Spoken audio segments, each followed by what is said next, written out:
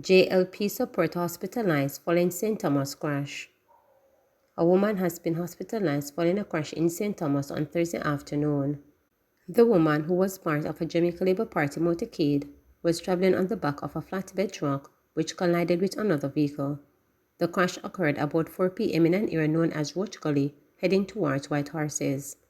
Member of Parliament for St. Thomas Western James Robertson told reporters that the woman is said to be in serious but stable condition. A man was also hurt in the crash.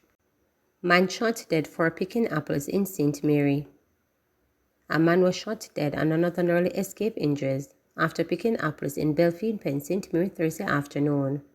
The dead man has only been identified as Ren Prendergast. Both men are from the Belfield Pen, the police said. Reports reaching reporters are that about 2:45 p.m., the two men went to a property in the community and picked apples. On their way from the property, they were confronted by another man. That man, the police said, informed them he was paying the lease for the property and questioned their authority to pick the apples. He then reportedly pulled a firearm from his waistband and opened gunfire in the direction of both men, hitting Prendergast in the upper body and killing him on the spot. The other man escaped unhurt. The shooter then fled from the area, the police stated. Hanover aspiring independent candidate turned away for not being on voters' lists.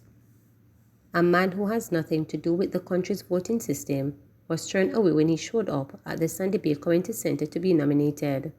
The community center was used as a nomination center. 44-year-old O'Keefe Gokul, who was an aspirant to run as an independent candidate, was the first person to enter the center when it opened its door at 10 a.m. but was turned away. While the man argued about his constitutional rights, the returning officer, Herman Butner, advised him that his name had to be on the voters' list in the parish to be nominated as a candidate. The man was advised to lodge a complaint with the Electoral Commission of Jamaica's regional office in St. James. Buchanan further explained the process. For you to be nominated as a candidate, your name has to be on the list in the parish. His name is on no list, he has no voter's ID, he has never been registered, stated Buchanan. Butner said that this is something that is clearly pointed out to the Representation of the People's Act. Efforts to get a hold of the independent candidate were unsuccessful. EOJ reports smooth nomination day exercise. Director of Elections Gaspol Brown is reporting that operations went smoothly during Thursday's nomination exercise across all divisions island-wide.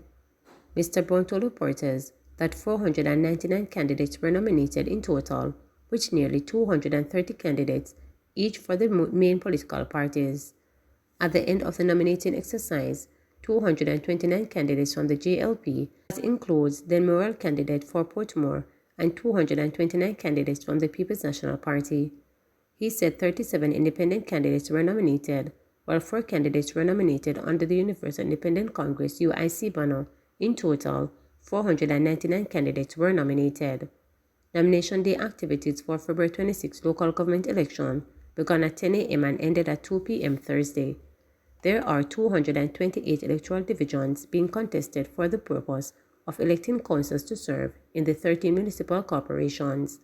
The mayor of the municipality of Portmore will be directly elected. Well, today we had a fairly smooth operation taking place in terms of the nominations. Nothing out of the ordinary was reported to us. We had the 2 major political parties nominating their full slate of candidates. A number of independents have also submitted their nomination form. Murder accused Jolan Silvera remanded until April 11. Former People's National Party Member of Parliament Jolan Silvera, who is accused of killing his wife, was further remanded Thursday when he appeared before the Home Circuit Court. Thursday's proceedings were again held in camera. I think it's important for persons to recognize that based on the offenses for which Mr. Silvera is charged, they would fall within the ban, which there is an in-camera hearing, and we have to abide by the ruling. We have to comply with the law, said his attorney. Mr. Silvera's bail hearing was set for April 11, when his attorneys will try to convince the judge to release him on bond. On that day, the court will hear submissions from us as to why it is that Mr. Silvera is a good and fit candidate for bail. The facts of the case are yet to be determined. I have firm instructions and my client is indicating that he is innocent, the lawyer stated. Mr. Silver was charged last month following an investigation into the death of his wife Melissa at her Stonehill home in St. Andrew on November 10. It was initially reported that Mrs. Silver died in her sleep, but a postmortem later revealed the presence of bullet fragments in her body, prompting to a murder investigation. Political parties and police confirmed nomination day was mostly incident-free. The People's National Party is reporting that aside from a minor incident in St. Mary, today's nomination day went well. PNP General Secretary Dr. Dayton Campbell said the incident occurred in Gale. The party's candidate was allegedly blocked from reaching the nomination center this morning, but the matter was addressed.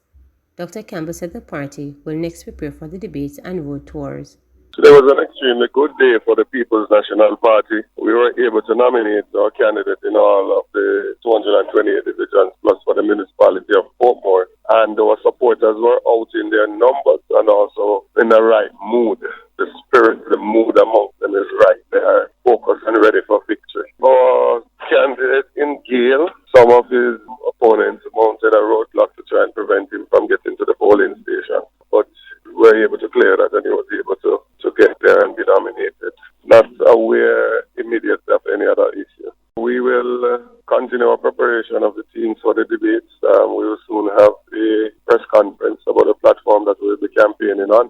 And of course, we remain in the field, pressing flex with our potential voters, which is the main part of our campaign going forward. The leader of the party also continues his road tour, going to a different area each day, which has been a very successful thing so far. Meanwhile, General Secretary of the Jamaica Labour Party, Dr. Horace Jang, has expressed satisfaction that today's nomination day was mostly incident-free. Dr. Chang said all candidates from the JLP were nominated. He said the JLP will ramp up campaigning over the next few days leading up to the election. Nomination went well across the entire island, and it went well for the country. There were no major incidents, so that is the first thing. For the Labour Party, we had a good extended enumeration day. All candidates reported good turnout of workers, good energy, and went through the nomination process smoothly, and are now motivated and energized to get out and organize their divisions to ensure that we have victory on election on the 26th of February.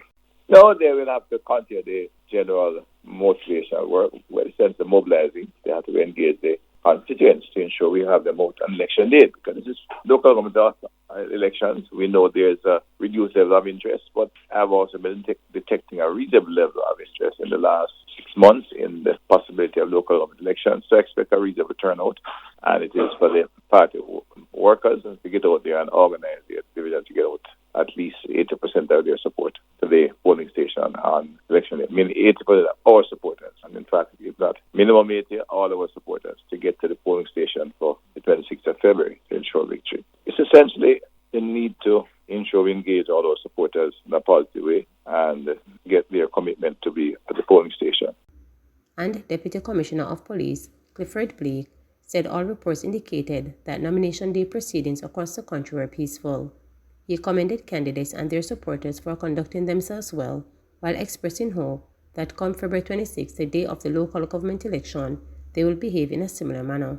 We plan with the Electoral Office of Jamaica, and I'm proud to say that from our reports coming in, it was a very good day, a quiet and peaceful one. But there was no actually breach of the peace as such. And I would just like to take the opportunity to commend the supporters for both parties and as well as the candidates. Come the 26th, we expect that they will conduct themselves in a similar manner, and we'll have free and fair election in a peaceful environment.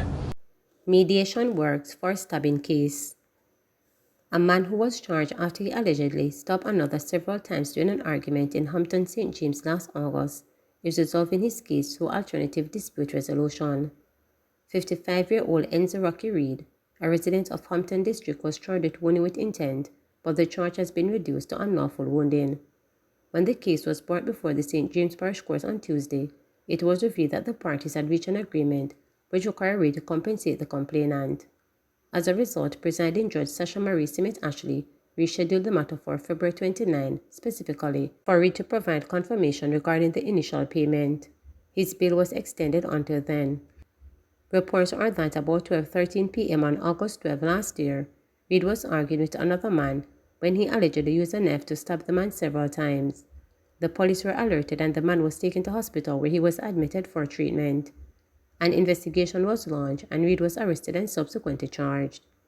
Assault case will not go to trial. Complainants reject mediation. Please remember to subscribe, like, share, and click the notification bell for daily updates.